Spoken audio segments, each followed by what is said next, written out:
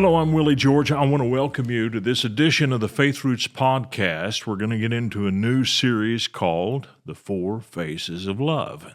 Love is one of the most important subjects in the Bible. In fact, of the three great power forces, faith, hope, and love, love is called the greatest of them all. But a lot of people misunderstand love, have no idea what it really is because they see love as a one-dimensional force. Love is not one-dimensional, and we're going to find that out in this study. So I may say some things that shock you, that may make you think twice, but I want you to look at the Scriptures with me and to think with me. Too often we go more by our own feelings than we do by what the Scriptures show us and by what Jesus himself shows us with the way God operates. So here's 1 John chapter 4, verses 7 and 8. This is the ESV. Beloved, let us love one another. And you hear that all the time. Jesus talked about it constantly, that love was the greatest commandment. For love is from God, and whoever loves has been born of God and knows God. Anyone who does not love does not know God, because God is love. God is the embodiment of love. I want you to think about that for a minute. It means that God has never at any time in his existence acted outside of love. Now, that may be hard for some people to swallow because they look back at the God of the Old Testament, at some of his commands, at some of his judgments, and they look at this and they say, this is really pretty harsh. I don't get this. How can this be love? And what I want you to do is reserve your judgment till you hear the whole story, till we look at both sides of this. You know, the Scripture talks about the fool who makes a decision before he hears the response of a neighbor. A lot of times people form an opinion about an idea, about an act, whatever, just because they hear only one testimony. And I want you to see that love has more than one testimony. We're going to look at the different sides of love. All right. The destruction of the army of Pharaoh in the Red Sea, whether we realize it or not, was an act of love. It was an act of a protective God against a ruthless king and his people, his servants, who were determined to destroy God's covenant people. And it was an act of pure love. Now, God didn't really want that. In fact, one time when I was a young and very idealistic minister, I told the Lord, I would have had that Red Sea all rolled back so when the children of Israel got there, they just going right across on dry ground.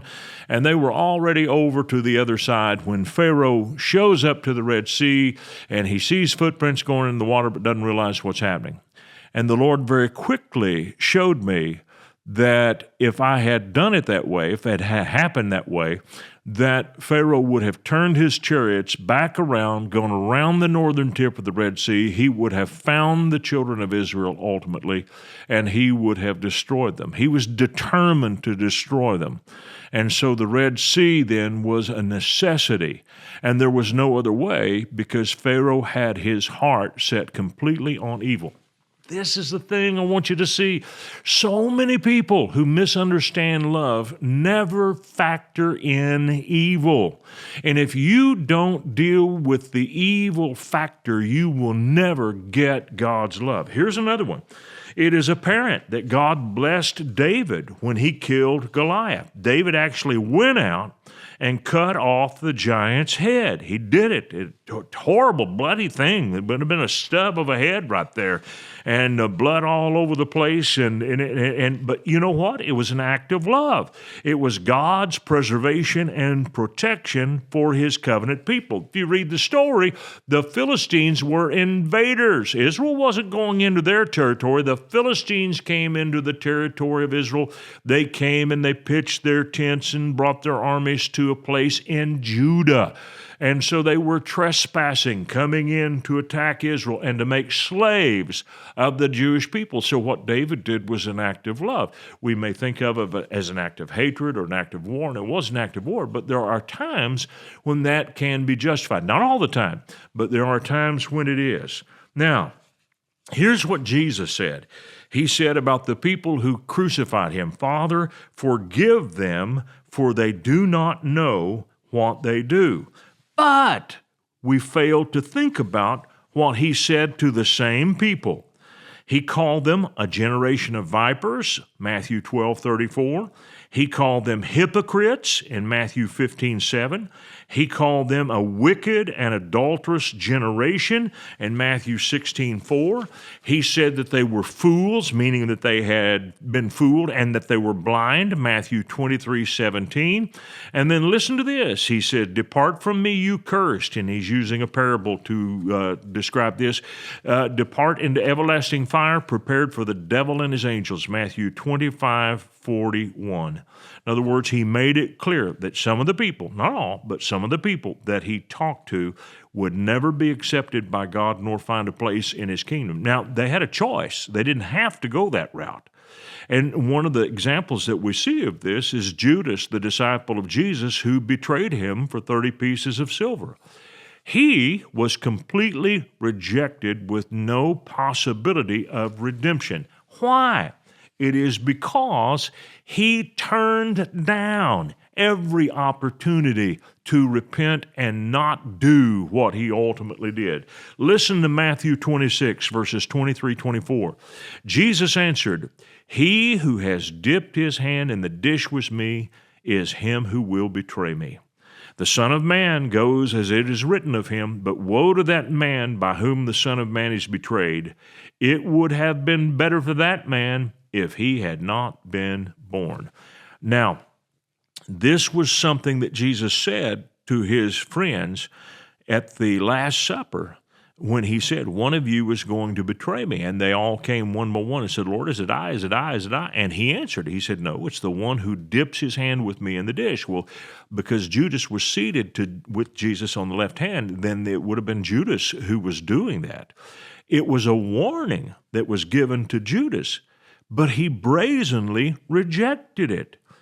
And Judas looks at Jesus during the same time, right after he said these words, and he said, is it I, Rabbi? And Jesus said to him, you have said so. In other words, Judas had made up his mind. He'd already made the decision. So Jesus, in talking love, is telling Judas, there's no hope for you if you do this. And Judas went out and did it anyway. God can't help people who won't listen. You see, 2 times in the Gospels, kind and tender, loving Jesus takes cords of leather, makes a whip, and drives money changers out of the temple. Happens at the beginning and at the end of his ministry. I'll read Matthew 21:12-13. This is the latter version. And Jesus entered in the temple and drove out all who sold and bought in the temple. And he overturned the tables of the money changers and the seats of them who sold pigeons. And he said to them, it is written, my house shall be called a house of prayer, but you have made it a den of robbers. Now, what's going on here? There were loads of Jewish people who came back to the temple of God to worship and to offer different sacrifices. And these are people who came from faraway lands. They're not going to bring their cattle with them or their sheep with them or even their pigeons with them. So when they get to the temple, there is an opportunity to buy a sacrificial animal. Well, the prices that were being charged were what you see you pay for a soda in a movie theater. It's about 4 times what you could get the same thing for in a convenience store. And that's what these guys were doing. They were taking advantage of a captive audience, and they were ripping people off. They cared nothing about the sacrificial offerings that were done solemnly with people who had a pure heart toward God, who were following the teachings of Moses and were doing what they were supposed to do. They didn't care about that. All they cared about was making money, and Jesus hated it because they were abusing God's people. And so he dealt with them. He turned over their money-changing tables and drove them out of the temple. So he was acting in a way that does not correspond with what a lot of people believe is love. Now, if Christ always walked perfectly in love, and he did, because right after this he goes to the cross, And you see the most amazing display of love. And by the way, he didn't go to the cross because he had to. He went to the cross because he wanted to. Jesus could have escaped. You look at it in John's Gospel, chapter 18. He said it earlier, no man takes my life. I lay it down. So in John's Gospel, we read in chapter 18 that when the mob came to where Jesus was, he stood up and looked at them and he said, "Whom seek ye?" And they said, "We want Jesus of Nazareth." He said, "I am." And when he said that, they went backward and fell to their faces. They were knocked to the ground by the power of God. You know what he did? He let them get up to capture him. He could have walked away from the cross. He didn't do it. That is love. He hung on the cross even when they mocked him, ridiculed him, when they paid people to lie about him and they gave him a false and phony trial. Jesus showed nothing but love. But on the other hand, he could be very piercing with those words when he talked to people about the evil that they did. So love is not always approval, and love is not always acceptance. You know what love is? It's like a house. It may have a pleasant, desirable face on the front, but it's not a one-dimensional structure. The house doesn't look the same on the back porch as it does on the front porch. It doesn't look the same on the sides.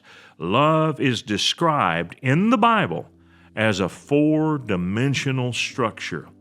And every single dimension, 1, 2, 3, and 4, every one of them is extremely important.